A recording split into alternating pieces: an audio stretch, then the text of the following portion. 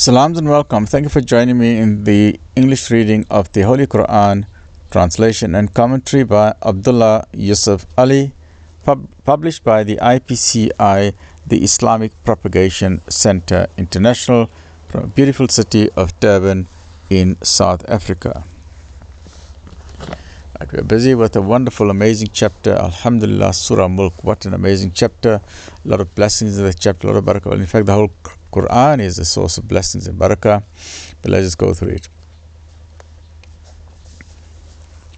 Let's just start with that. So here we got here chapter 50, 65, 67, 67, Surah Mulk, or the Dominion. أعوذ بالله من الشيطان الرجيم بسم الله الرحمن الرحيم تبارك الذي بيده الملك وهو على كل شيء قدير. In the name of God, in the name of Allah, most gracious, most merciful. Blessed be He, Tabarakallah. Blessed be He in whose hands is the dominion, the Mulk. The Mulk is the dominion. Blessed be He in whose hands is the dominion, and He over all things has power. وَهُوَ عَلَى كُلِّ شَيْءٍ قَدِيرٌ. Qadr of Allah, the power of Allah. He who created death and life, that He may try and test you which of you is best indeed. And He is the exalted in might, oft forgiving. وَهُوَ عَزِيزُ الْغَفُورُ. Aziz, the exalted in might, oft forgiving. Ghafur Rahim. Astaghfirullah, astaghfirullah, astaghfirullah. Alhamdulillah Rabbil Alamin. Right. He, it is Allah, He who created the seven heavens, one above another. Right? We know that the lowest heaven is made up of what? Then we have the other heaven, number 2. Right, let's start. Lowest heaven, our universe as we know it, it's got the Milky Way, it's only one galaxy. There are trillions of galaxies, each containing trillions of stars, containing trillions of planets, moons, satellites, asteroids, comets, black holes, supergiant stars, all of that, the entire known universe that we know it, that is the first heaven. That's the lowest heaven. So the trillions upon trillions of galaxies all comprise heaven number 1. And above that, we have heaven number 2. And in a hadith, Nabi sallallahu alaihi wasallam said that the heaven number 2 is so large compared to heaven number 1 that it seems that heaven number 1 is simply a coin or a ring in a vast desert like the Sahara Desert. To get an understanding of that, how many coins can fit in your bedroom? Say maybe 500 or 1,000. How many coins can fit in your entire yard or garden or in a swimming pool? Now compare that to how many coins can fit in your township or the village or the suburb in which you're living in. How many coins can fit in your city like Pretoria or Johannesburg or Cape Town. Every square inch of that city must be full of coins. Then compare that to how many coins can fit on the Sahara Desert. The Sahara Desert crosses 8 countries in North Africa. That's how vast the Sahara Desert is, and that's about trillions upon trillions of coins. So that means that the second heaven is trillions of trillion times bigger than the first heaven. And the third heaven, Nabi sallallahu alaihi wasallam said, the third heaven is so huge that these two look like a coin in the desert. So this is trillions of times bigger than that until you come to heaven number 7, which is the heaven of Ibrahim alayhi salam. This is Adam alayhi salam, Ibrahim alayhi salam. Then we have Musa alayhi salam and Harun and so on, right? And above that we have Jannah al-Firdaus. Above that we have Jannah al-Firdaus. And then above that we have Sidratul Muntaha. And above that we have the Kursi of Allah, even trillions of, each one is trillions of times. So the Kursi of Allah is trillions of times bigger than everything. And then the Arsh of Allah, the Arsh of Allah is trillions of times bigger than everything. It contains everything. And Allah cannot be contained in anything. So Allah is beyond in everything, beyond, right? So this, He who created the 7 heavens, one above another, no want or no lack of proportion will you see in the creation of God most gracious. So turn thy vision again, see you any flaw? No, there's no flaw there, Ya Rabbal Alamin. This is absolutely perfect, and it is beyond our understanding. Trillions and trillions of galaxies, trillions, each one is trillions of times bigger.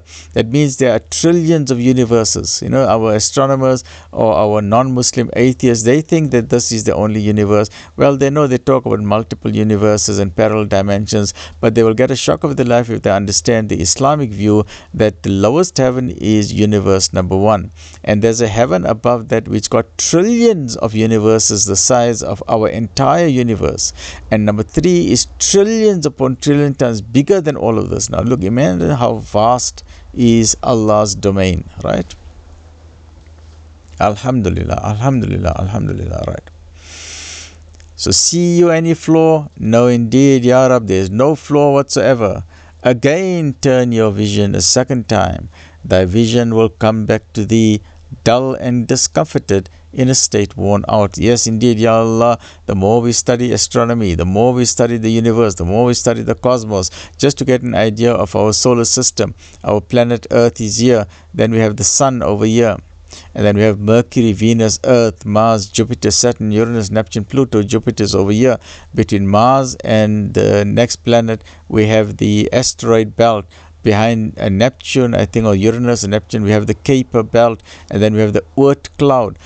And the planet Earth, Jupiter is 1,000 times bigger than our planet Earth. That means in Jupiter there's thousands of Americas, there's thousands of Walt Disneyland, there's 1,000 Parises, there's thousands of South Africas, there's 1,000 of everything.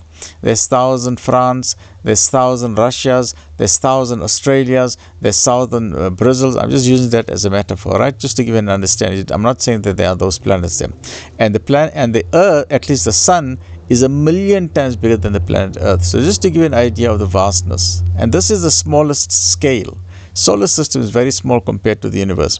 Then in addition to the distance between the Earth and the Sun is 150 million kilometers. But it is a vast distance, and they call it 1 astronomical unit.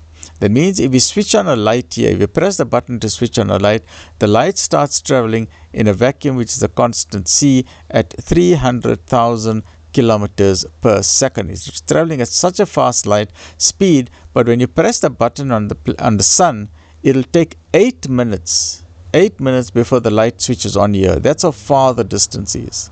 But this is actually small in terms of cosmic scale. So in cosmic scale, we talk in terms of light years. And 1 light year is the distance, not the speed, the distance which light travels at this speed in a vacuum over 1 year.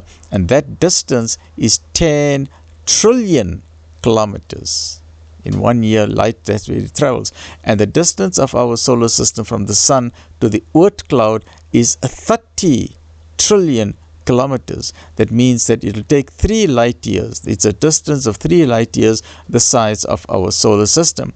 That is our solar system. Actually, it's very large, but on the other hand, compared to the cosmic scale, it's very small, because it will take you billions. Some distances, some planets, some stars, some galaxies are so far away that it will take 100 light years, 1,000 light years, million light years, and even billions of light years traveling at that speed just to cover that vast distance. So the mulk, the dominion that Allah has created is super vast. Our brain cannot understand it. And this part of the Quran, it is very, very important. It's talking about vision, talking about seeing, and talking about vision, and talking about seeing, talking about vision. Why? Because the Quran 1400 years ago, the Quran established the scientific method which today the scientists are using, and the scientific method is known as the art and skill of observation.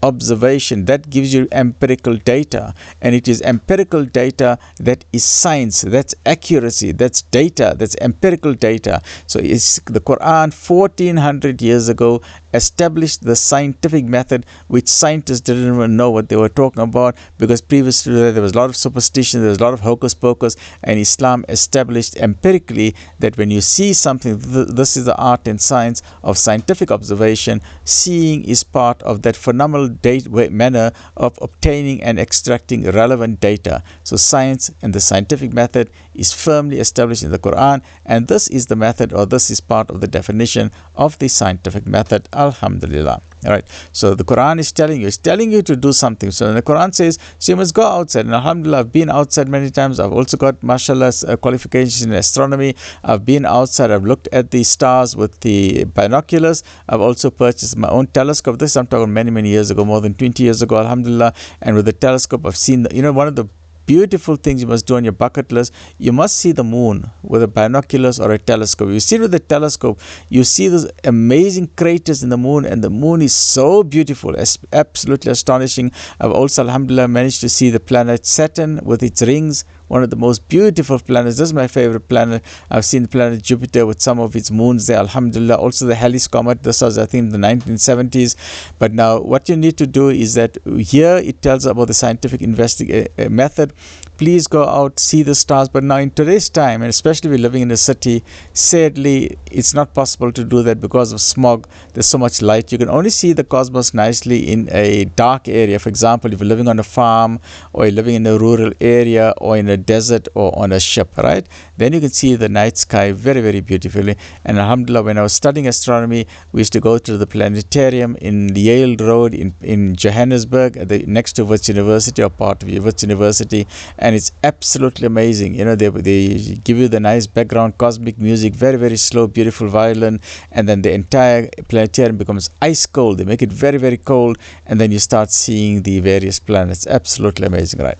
So here the Quran is saying, so turn your vision again. First, He who created the seven heavens, one above another, no want of proportion will you see. So the Quran is telling you first, look at the sky. So it's telling you the first time, look at the sky. Turn your vision again, look at it a second time. 2 times it's telling you.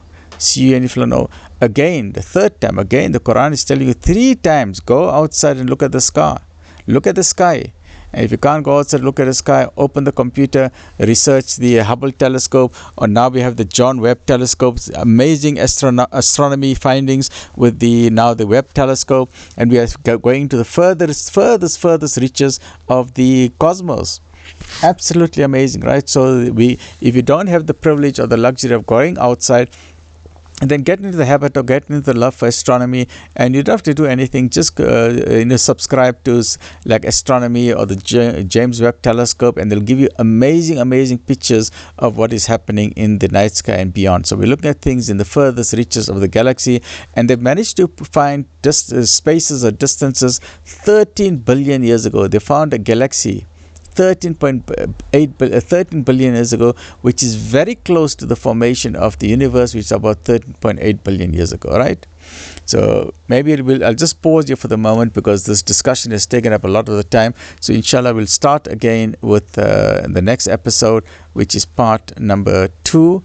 And that is it, part number 2, or maybe part number 3. I'll just clarify, part number 2 or 3, and we're busy with Surah Mulk. Stay well, look after yourself. Alhamdulillah Rabbil Alameen.